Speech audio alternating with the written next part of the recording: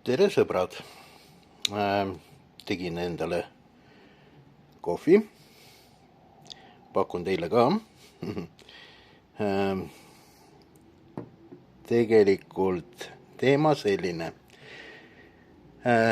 Aknast välja vaadates hakkas lund sadama ja mul tuli mõte, et räägiks natukene marmossipüügist.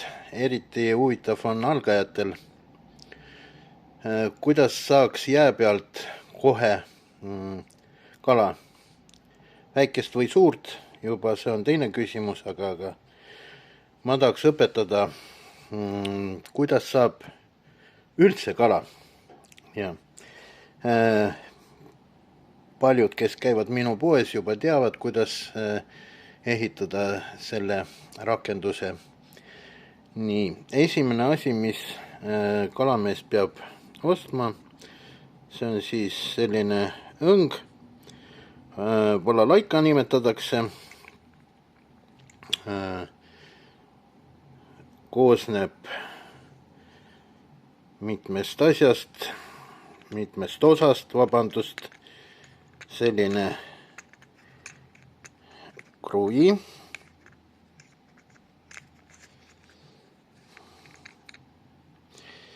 mõnedel on, mõnedel ei ole, siin on seib vahel ja pool. See balalaika on hea juba sellepärast, et seda pooli hoiab kapsel.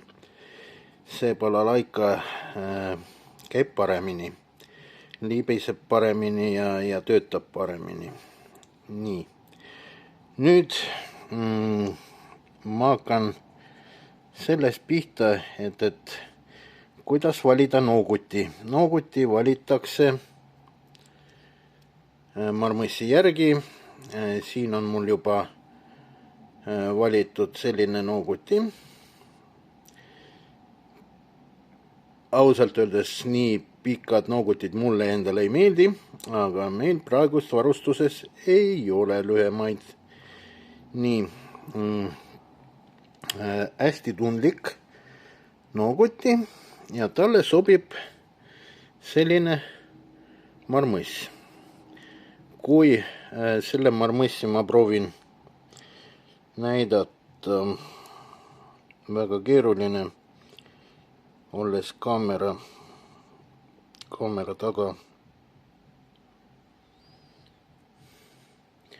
Nooguti peab olema sellises asendis, kui marmossi otsa paned. Siis on kõige efektiivsem mäng.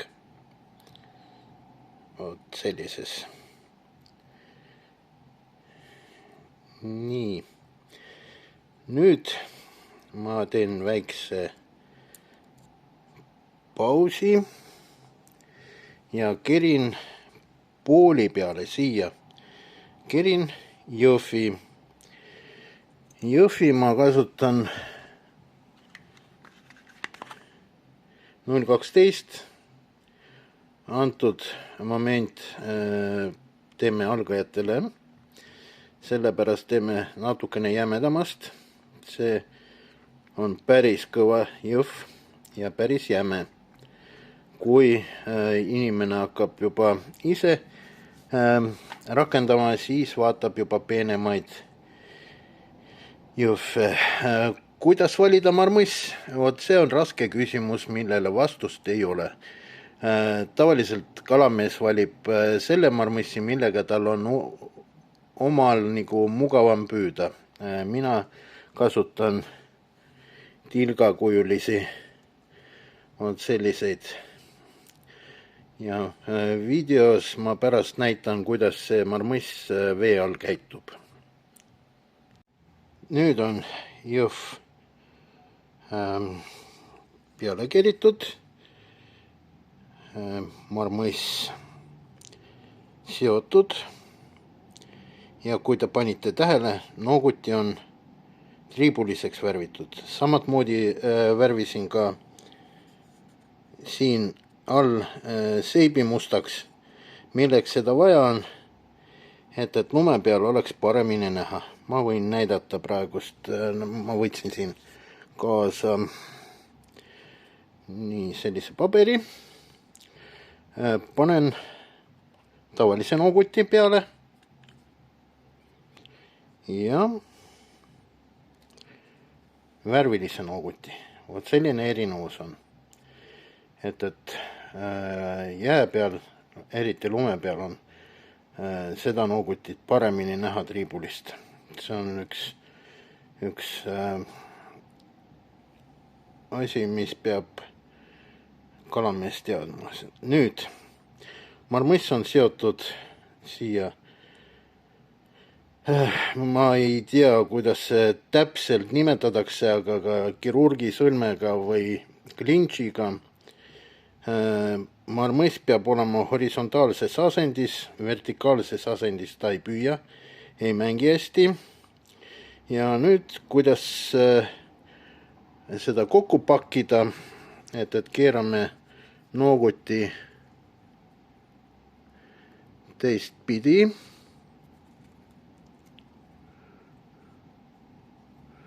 Kohe. Nii, teistpidi ja kerime.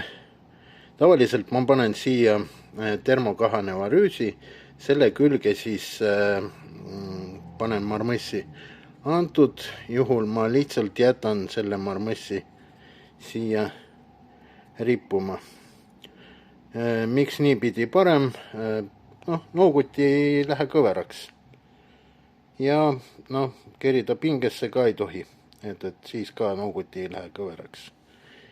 Nii et pärast vaatame, kuidas ta akvaariumis käitub. Nii, õige asend marmõssil.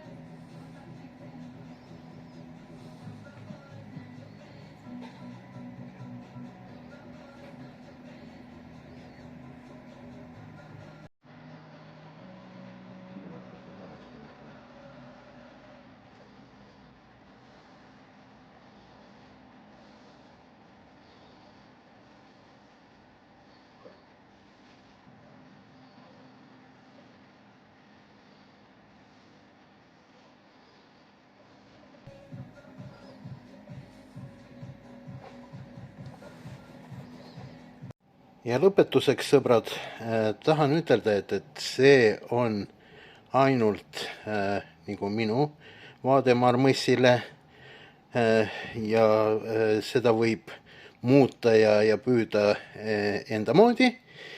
Ja lõpus siis ma näitan, kuidas tõmmata jõhv õnge sisse, sest et peenikene jõhv ei lähe ilusti, ta paindub ja ei lähe sinna sisse, siis tõmmatakse kahekordne jämedam jõhv sisse ja tõmmatakse siis peenem